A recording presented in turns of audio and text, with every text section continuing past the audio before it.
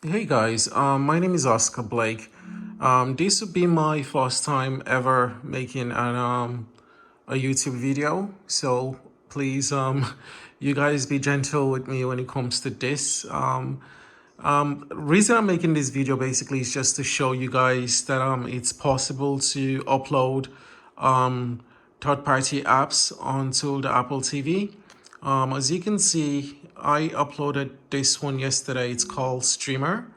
As you can see, basically it has all the movies we normally stream online, all these ones here, and so much more. All these for free.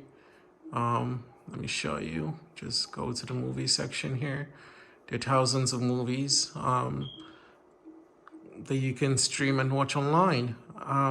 The reason I'm actually making this video, basically, it was really, I tried to find ways online on how to upload these third-party apps onto the Apple TV, and I couldn't find any, not even a video showing any tutorials on how to do it.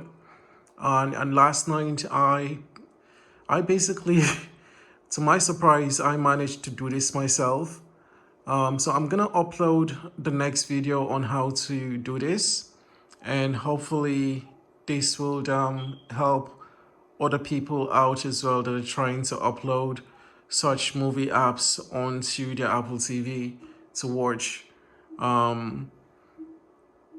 Let's see, there are quite loads of movies. I mean, literally loads of them. So, and each of them works perfectly. Let me show you real quick before I end the video. So I've already saved a few here. Let's see which one. Oh, sorry. Which of these to play? Let's try this. Okay, so how it works, you just go here, you play, and then it's to tell you to pick. So I'm gonna use the 180p stream SB backup line, and there we go. Okay. So it depends on your internet as well. The faster internet you have, the better it works for you. So anyway, I hope this helps someone else. Check out the next video that I'll be uploading.